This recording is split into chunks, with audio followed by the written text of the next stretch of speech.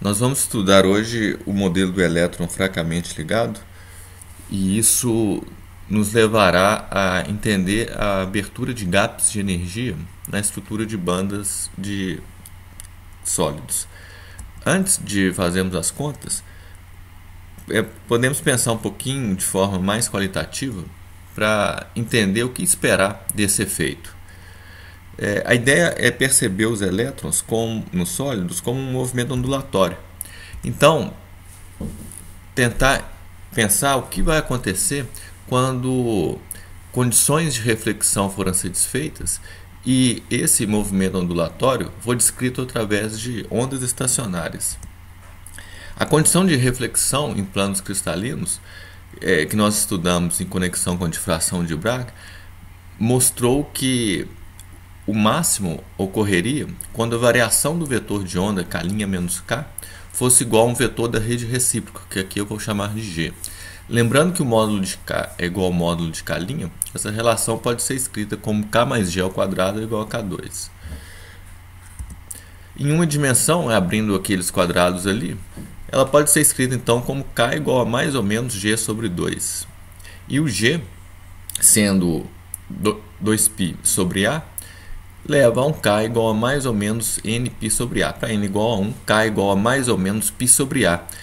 Mais ou menos π sobre A indica limites da zona de Brillouin. A zona de Brillouin em uma dimensão vai se estender de menos π sobre A até π sobre A para um cristal de constante de rede igual a A. Então, nessas bordas de zona, quando K coincide com esses valores, eu tenho reflexão. O que vai acontecer? Uma onda viajando para a direita vai ser refletida para a esquerda. Quem está viajando para a esquerda vai ser refletido para a direita. E ali forma um padrão de ondas estacionárias. Há dois tipos que podem ser formadas.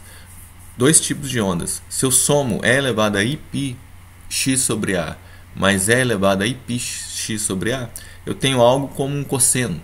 Se eu faço E elevado a Iπx sobre A menos E elevado a menos Iπx sobre A, eu tenho algo como um seno.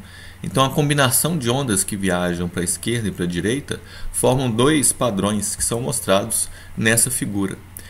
A linha sólida azul indica um padrão de onda estacionária, o tipo cosseno ao quadrado, que vai posicionar densidade de probabilidade sobre os íons que estão indicados por pontos pretos embaixo do eixo X. O padrão de onda estacionária de linha trasejada, um tipo um seno ao quadrado, vai posicionar densidade eletrônica nos interstícios entre os íons. Então, claramente, para esse valor de K, π sobre A, menos π sobre A, nós vamos ter duas soluções com energias diferentes, porque está colocando os elétrons em relação aos íons em posições diferentes. Um coloca sobre os íons e o outro coloca entre os íons. Então, para o mesmo K, nós temos duas soluções com energias diferentes. E isso vai gerar uma abertura de um gap de energia. A diferença de energia entre essas duas configurações vai ser uma energia uma variação descontínua da energia para aquele gap, para aquele K. E isso representa um gap de energia.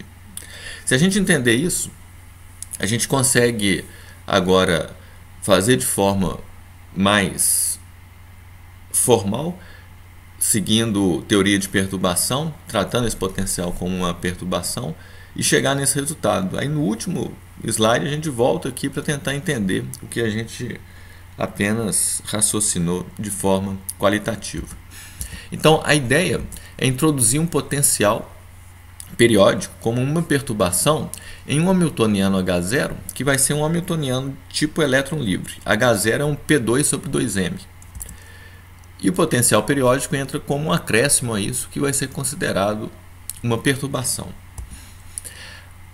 O importante é conhecer as autofunções de H0. Nós vamos trabalhar com elas o tempo todo.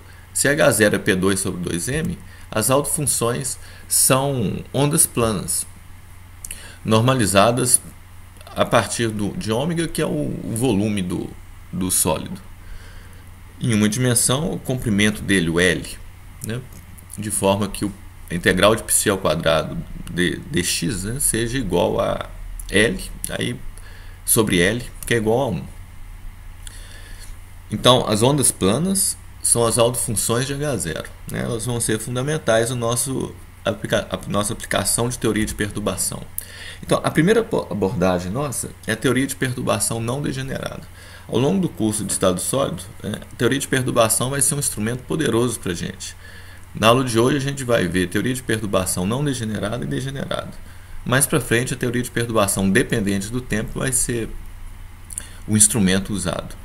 Então vamos recordar o que nos diz a teoria de perturbação não degenerada.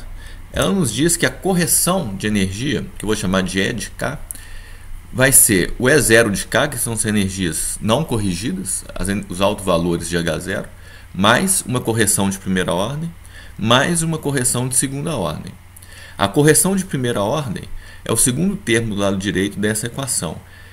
E ela é simplesmente o valor esperado da perturbação V entre os estados não perturbados, K0 ket com o K0 bra. Então, eu vou fazer um braquete do K0, que vai ser uma onda plana para aquele K, e isso vai ensanduichar minha perturbação. Então, o valor esperado da perturbação entre um estado K que eu estou considerando. Esse é a primeira correção de primeira ordem. A correção de segunda ordem, que é o último termo dessa equação, ela envolve o elemento de matriz de K, né, que é o estado que eu estou considerando agora para ver a correção nele, com todos os outros Ks. É um K0, V, K' somado sobre todos os K'0. Tá, isso aparece no numerador e aparece como uma correção de segunda ordem. O denominador, mas é importante para a gente em seguida, ele envolve a diferença de energia em cada uma dessas energias não perturbadas. E0K menos E0K'. Então essa é a perturbação não degenerada nas correções de primeira e segunda ordem. Então vamos estudar cada um desses termos. Qual que é a correção de primeira ordem? Bom, a correção de primeira ordem é aquele elemento de matriz, é aquele valor esperado da perturbação entre os estados K0. Bom, o V de R vai aparecer na integral, o K0 bra vai ser um E elevado a IKR, né, ou E elevado a menos IKR, com sua normalização, e o bra vai ser essa exponencial com sinal trocado no argumento, né, sobre raiz de ômega. Então as exponenciais elas vão sumir, vai ser E elevado a zero. E eu vou ficar simplesmente com a integral de V de R dr dividido pela normalização. Eu vou chamar isso de uma constante, que é V0. Essa constante não é importante para a gente, eu vou manter ela nas contas, mas é constante. Então eu vou partir para a perturbação de segunda ordem. No cálculo de segunda ordem, eu vou calcular um numerador que vai ter um braquete de KV, K' ao quadrado. Então eu vou calcular esse elemento de matriz. Agora eu não posso sumir com as exponenciais, porque uma é elevada a IKx e a outra é elevada a menos IK'x, ou KR, K'R. Então elas vão ficar ali na minha integral, como vocês estão vendo nessa equação. Então essa conta ela vai ser feita da seguinte maneira. O V de R é periódico com a periodicidade da rede. Logo, ele vai ser expandido em ondas planas que contém apenas vetores da rede recíproca, um resultado que a gente tem usado sempre. Então, essa integral, na verdade, é uma integral de uma exponencial que vai ter no seu argumento K menos K' e ainda um G. Daí a gente consegue deduzir um resultado que está enunciado aqui embaixo. Já que V tem a periodicidade da rede, esse elemento de matriz é nulo, a não ser que K menos K' seja um vetor da rede recíproca. Isso é mostrado em mais detalhes aqui. O V de R que aparece na integral agora é expandido um somatório em G, que são vetores da onda de onda da rede recíproca, uma vez que V tem a periodicidade da rede. Então, essa exponencial que aparece na integral envolve três vetores de onda, o K menos K' e o G. Se, por acaso, para algum G, o K menos K' coincidir com ele, esse argumento vai ser zero, e E elevado a zero é igual a 1. E esse resultado vai dar simplesmente o VG. Então, a componente G de Fourier da expansão do potencial. Se não acontecer isso, a integral dessa exponencial no volume inteiro vai ser zero. Né? Isso vai acontecer porque eu tenho integral de cosseno seno no domínio inteiro, no domínio simétrico, isso vai ser zero. Então a gente vai chegar a um resultado que está explicado aqui. A correção, então, para a perturbação não degenerada E de K vai ser igual ao E0 de K, que era a coisa não perturbada, o V0, que foi o termo constante de primeira ordem, mais aquele somatório, que agora vai ser sobre todos os Gs diferentes de zero, de um VG ao quadrado, que foi o resultado do VG, foi o resultado do nosso cálculo de elemento de matriz, dividido pela diferença de energia EK menos G.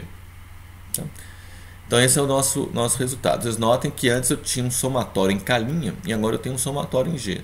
Porque os únicos termos que vão entrar ali são termos em que K menos K' são iguais a G. Então eu posso fazer o somatório sobre todos os Gs que levam a resultados não nulos para aquele meu elemento de matriz. Bom, mas nós temos essa é a nossa correção. A correção ficou pequena, porque a única coisa que é corrigida de fato é uma coisa que vai em segunda ordem em VG, que é o último termo que aparece ali. No entanto, a gente tem um problema. Ela deixa de ser válida quando o denominador vai a zero. Isso acontece quando o EK é igual a EK menos G, claramente. Quando que isso acontece? Quando o módulo de K for igual ao módulo de K menos G, porque aí o índice dessas energias se torna igual. E aí a gente tem um problema. Essa equação deixa de ser válida porque, nesse caso, há degenerescência. Então, nós não podemos usar a teoria de perturbação degenerada. Essa condição módulo de K igual ao módulo de K menos G é familiar. Ela é a condição de Bragg de fração e indica valores de K que se encontram na zona de Brillouin. Essa figura a gente tinha usado na parte de fração e ela pode ser recuperada aqui porque ela é uma expressão de módulo de K igual ao módulo de K menos G. Nela eu tenho K e K', módulo de K igual ao módulo de K'. E a condição de fração era que K' menos K fosse igual, ou K menos K' fosse igual a G. Então isso é que está representado nesses vetores, né? E isso significa módulo de K é igual ao módulo de K menos G. Então, geometricamente, essa é a representação que indica, então, a satisfação da condição de Bragg para a difração. Nela, há degenerescência que me impede de usar a teoria de perturbação degenerada. Então, o que é necessário? Usar a perturbação degenerada. Como que se faz isso? É muito simples. Para encontrar correções de primeira ordem, a gente deve diagonalizar a matriz de perturbação no subespaço definido pelos estados degenerados de energia que a gente está considerando. Então, tem um subespaço de energia degenerado. Vou chamar essa energia de EN0, por exemplo. Aquele subespaço, vamos dizer que é definido por dois estados. O que eu tenho que fazer para achar a correção é representar a minha perturbação naquele subespaço e diagonalizar ali. E aí eu vou ter minhas correções como resultados desse processo de diagonalização. Ele vai ser mostrado no próximo slide, que faz exatamente isso. O meu psiK novo, corrigido, que eu procuro, ele vai ser escrito agora no subespaço definido pelos dois estados degenerados, que eu vou chamar de psiK0 e psiK menos G0. Como que eu escrevo ele nesse subespaço? Simplesmente escrevo como um A psiK0 mais um B psiK menos G0. Então essa é a nosso primeiro passo. E o que a gente tem que resolver? A equação, a diagonalização. Então, para isso eu escrevo o meu hamiltoniano para esse estado. Eu escrevo a minha equação de altos valores para esse estado. Então eu tenho H psiK é igual a E de K que eu busco, né? PsiK. Quem é o psiK? É o meu estado construído naquele subespaço. Então eu transformo isso agora num problema matricial, tomando os elementos de matriz. Então olha o que foi feito aqui. Nessa equação de altos valores, eu vou chegar à esquerda com psiK0 e integrar. Com isso, o primeiro termo vai ser A integral de πk0 h πk0. Ora, isso eu vou chamar de A, H, KK. Mesma coisa eu faço no segundo termo do lado esquerdo. Chego à esquerda com um πk0 e integro. Então eu vou ter a integral de πk0 h πk menos g0 multiplicado pelo b. Isso me leva a b, h, k, k menos g, que aparece na equação de baixo. A mesma coisa do lado direito. E de k, integral de a, psi de k0, psi k0, que vai ser 1. Então eu vou ter a e de k. E o último termo leva a zero pela ortogonalidade dos estados. Então eu tenho a primeira linha construída dessa equação. Vamos construir a segunda linha. A segunda linha eu faço a mesma coisa, só que multiplicando ali à esquerda pelo psi k menos g0, integrando. Então quando eu faço isso no primeiro termo do lado esquerdo, eu vou ter o elemento de matriz h, k menos g, k, multiplicado pelo a. Quando eu faço no segundo termo, eu vou ter o b, elemento de matriz de k entre k menos g e k menos g. Quando eu faço isso do lado direito, a ortogonalidade cancela o primeiro termo e no segundo termo eu vou ter o b e de k. Então essa é a equação agora que eu vou transformar num problema algébrico para resolver. Bom, antes disso eu tenho que calcular os elementos de matriz. Então a gente vai calculá-los aqui com termo a termo. Quem que é o H? Né? O H vai ser o P2 sobre 2M, que é o termo que eu já tinha antes no elétron livre, é o meu H0, adicionado à minha perturbação, que é o V de R. Então, quando eu tenho algo como HKK para resolver, eu tenho 1 sobre ômega, que vem da normalização das duas ondas planas, HKK. Então, eu vou ter um E elevado a menos IKR, que vem do Bra, E elevado a IKR, que vem do Ket. E no meio, ensanduichado, eu tenho meu hamiltoniano, que é P2 sobre 2M, que é o H0 mais o V de R. Eu posso resolver isso então. Já que o primeiro termo, P2 sobre 2M é H0, a energia que vai sair dali, E elevado a menos IKR, P2 sobre 2M é elevado a IKR, nada mais é que a energia não perturbada pelo potencial V, que é o E0K. Já está colocado na equação de baixo. O segundo termo, novamente eu tenho uma exponencial que vai ter um argumento zerado. Então eu vou ter simplesmente a integral do V de R dr, que é o termo constante. Aqui eu estou chamando ele de V para G igual a zero, VG. Só que com G igual a zero, o G seria o E elevado a IGR da componente de Fourier da expansão de V. Então é zero, é G igual a zero. Então daria o termo VG igual a zero, que é um V0. Assim a gente calculou o HKK, a gente calcula os outros também. Olha, agora eu quero calcular o HK menos G. Bom, então a conta está mostrada ali entre parênteses, vai ser assim. E elevado a menos IKR, e vou ter uma exponencial que é E elevado a IKR e E elevado a menos IGR. Então as exponenciais envolvendo E elevado a IKR somem, com argumento zero. E vai sobrar uma exponencial que é elevada a menos IGR. Então notem a integral. V de R é elevada a menos IGR. Bom, isso é a componente G de Fourier, ou menos G de Fourier da expansão de V. Então isso é um V de menos G. O V de menos G, aí vocês corrigem aí que está errado, é um V de G asterisco. É o V asterisco de G. É o complexo conjugado dessa componente de Fourier. Bom, então esse é o resultado. É um VG asterisco, esse elemento de matriz. Se eu inverto o elemento de matriz, calculo H, K menos G, K, eu vou ter o V de G, então, porque é o mesmo raciocínio, só estou mudando o sinal da minha exponencial relativa ao vetor G. Então vai ter um V de R elevado a IGR, então isso é um V de G. Componente G da expansão de V em ondas planas. Com isso eu tenho todos os elementos de matriz. Na forma matricial eu tenho essa situação aí. Um E0 de K como o HKK. Um VG asterisco e um VG fora da diagonal. E um E0K menos G no segundo termo da diagonal. O meu problema de autovalores passa a ser escrito na forma matricial desse jeito. E aí é só resolver.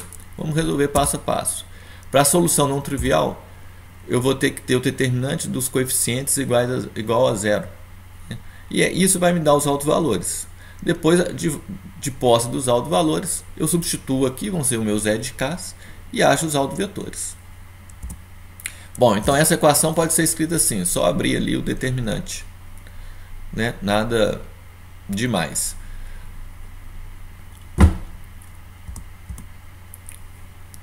Em outras palavras, o EDK pode ser escrito dessa forma. Eu só ajeitei os termos para ficar de uma forma um pouquinho mais elegante para a gente perceber o que está acontecendo. Essas são as energias EDK que vão sair desse processo de diagonalização. São os meus autovalores. Eu tenho dois deles, você tem mais ou menos ali na equação. O importante é eu estudar alguns limites. Vamos estudar o primeiro limite, que é quando essa diferença de energia entre os estados não perturbados é muito maior que VG. Então, nesse caso, na verdade, eu não teria nem a degenerescência. Então, eu vou cair no resultado anterior da teoria de perturbação degenerada. Olha o que acontece. Naquela equação anterior, eu vou fazer uma exponencial, vou voltar até ela aqui para mostrar para vocês. A última equação, eu quero fazer uma expansão que está nessa raiz para E0 de K menos E0 de K menos G, um número grande. Então, o que eu faço? Eu ponho essa diferença em evidência e ela vai aparecer um termo que vai ser na raiz, que vai ser 1 mais VG ao quadrado sobre o quadrado dessa diferença. Vai ser 1 mais VG ao quadrado sobre E0 de K menos E0 K menos G sobre 2 ao quadrado.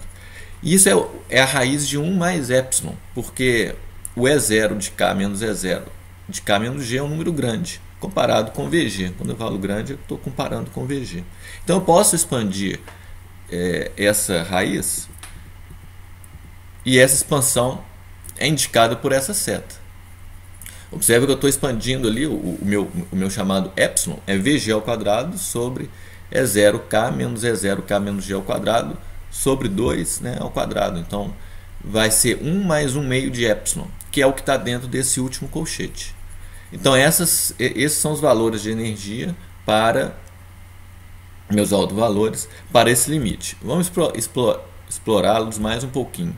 Essas duas soluções, agora eu vou especificá-las, elas podem ser escritas como E1 e E2 e vão ter esses valores aí.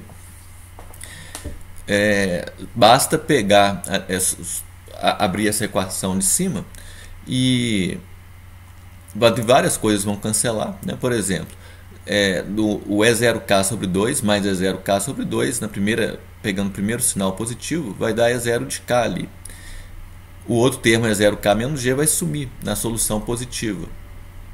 E eu vou ter uma correção que vai ser VG ao quadrado sobre aquela diferença. O E2 de K é o sinal negativo. Então, quem vai sumir vai ser o E0K sobre 2. E eu vou ter E0K menos G mais a correção proporcional a VG ao quadrado. Bom, a gente já tinha visto isso antes. São correções apenas de segunda ordem VG que não vão mudar muita coisa. E coincidem com a nossa solução não degenerada como tinha de ser. Então não tem muita novidade, mas mostra para a gente o caminho que a gente vai ter que seguir. Mas tem um resultado já importante que vem tanto degenerado como não degenerado. Quando E0K e E0K menos G possuem uma diferença de energia grandes comparados com VG, quer dizer, são estados que não são degenerados, eu tenho uma correção pequena dos meus estados tipo elétron livre. Não vai mudar grande coisa, porque é segunda ordem em VG. Tá? Então agora vamos passar para o outro limite. No outro limite, o E0K menos E0K menos G é muito menor que VG. Então aí eu estou na essência do meu formalismo de perturbação degenerada. E é ali que eu tenho que trabalhar. Então eu vou reproduzir a equação de E de K, fazendo a expansão no exponencial, fazendo a expansão na raiz, mas naquela raiz agora, quem vai para o denominador é o VG ao quadrado, porque quem quer coisa pequena? Coisa pequena agora é o E0K menos E0K menos G sobre VG ao quadrado. Tá? Então é ali que eu tenho que trabalhar. Então eu vou ter essas duas soluções, abrindo aquela raiz na forma de uma expansão indicada por essa seta. Esse é o resultado. Então, simplificando ali, eu vou ter as duas soluções escritas como o E0K mais E0K menos G sobre 2 mais ou menos VG. Basta nessas equações, na última equação, na penúltima equação que aparece aí para vocês, a gente pegar só um termo, somar essas coisas todas, né? Fica fácil fazer, porque eu vou ter um E0K sobre 2, que aparece na equação, eu vou ter o E0K menos G sobre 2, que aparece na equação de baixo, e eu vou ter o mais ou menos VG, que aparece ali. É o primeiro termo, estou desconsiderando o outro termo, estou pegando só o primeiro termo, que é mais ou menos VG. Então aquele 1/8, etc., joguei fora, porque ele é bem menor do que o anterior, né, que é a nossa condição de limite. Então, abrindo a expansão, multiplicando o VG da primeira linha para a segunda, eu tenho a segunda equação. Pegando só os termos mais importantes dela, eu tenho uma aproximação para o E de K, que é a que é mostrada aí. Então, agora são duas soluções que diferem por 2 módulos de VG. Se eu subtrair uma da outra, eu tenho 2 módulos de VG de diferença. Então, para esse valor de K, que leva à degenerescência, eu obtive duas soluções que diferem por 2 módulos de VG. Então, os resultados, o que isso vai indicar para a gente? As duas soluções são indicadas aqui novamente. Quais são os autovetores?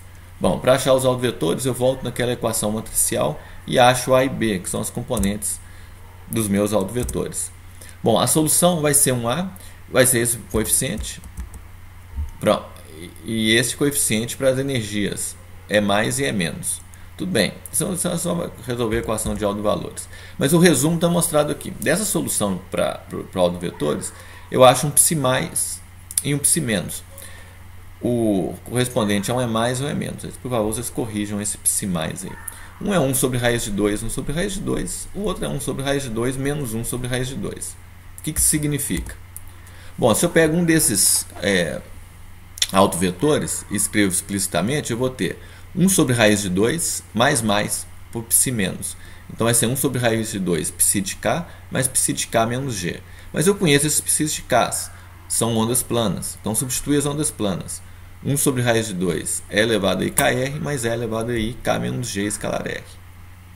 Fazendo as contas, manipulando um pouquinho essa exponencial, eu chego numa forma tipo cosseno de GR sobre 2.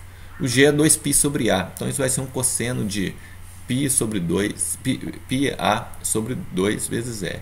π sobre A, R, π sobre E. π vezes R sobre A.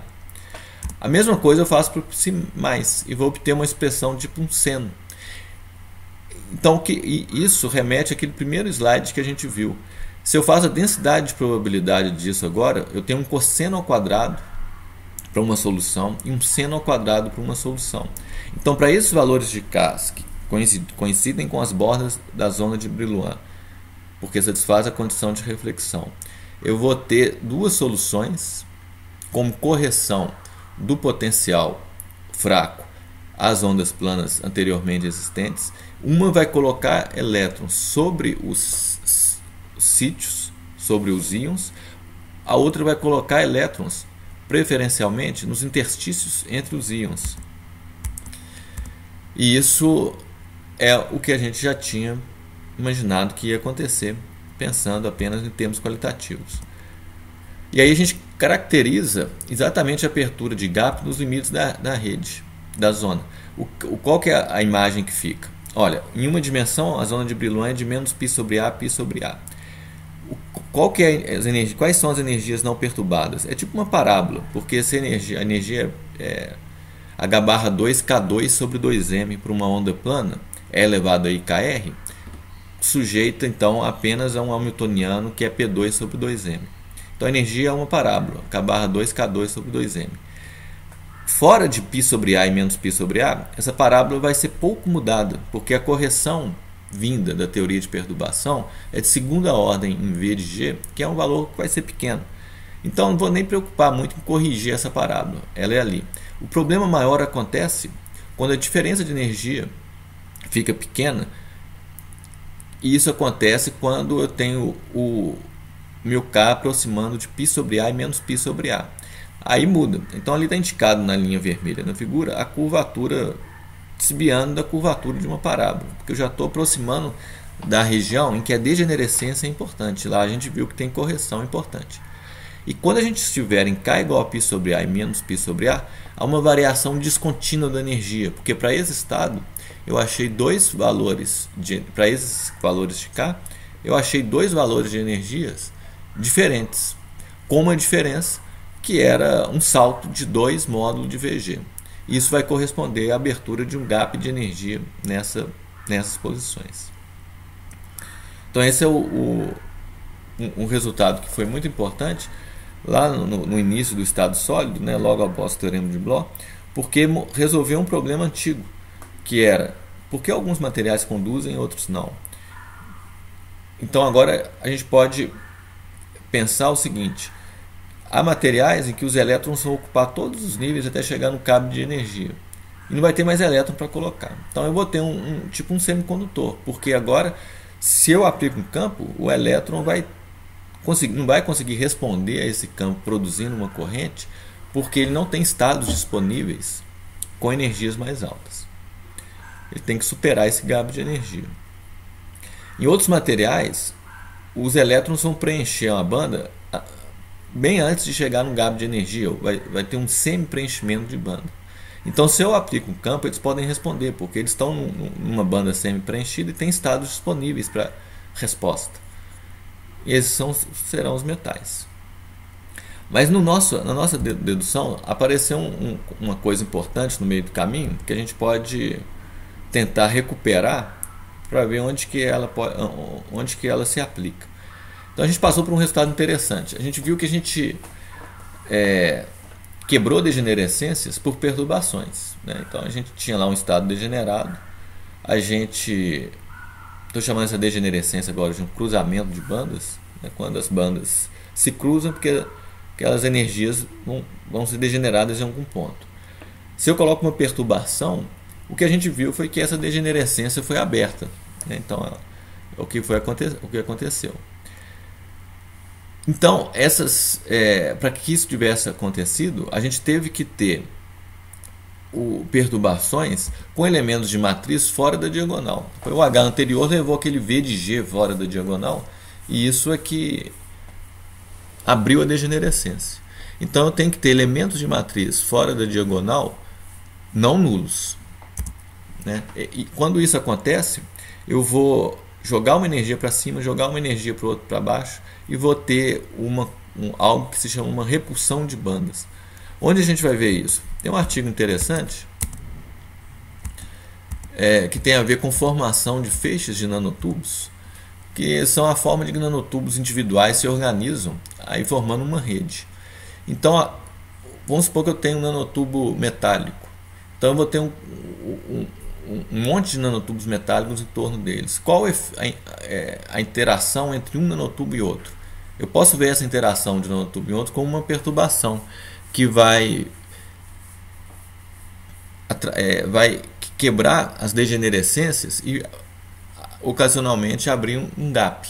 Então esse é um artigo que a gente vai estudar para tentar montar um hamiltoniano muito simples e ver o efeito de repulsão de bandas, né? Então, depois eu vou passar esse artigo para vocês, para a gente dar uma estudada neles.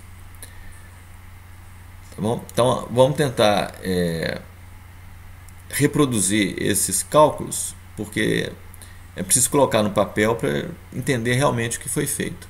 E no meio desse processo, tentar entender esse fenômeno de repulsão de bandas que vai aparecer em vários contextos diferentes. E a gente tenta aplicar nesse artigo aqui.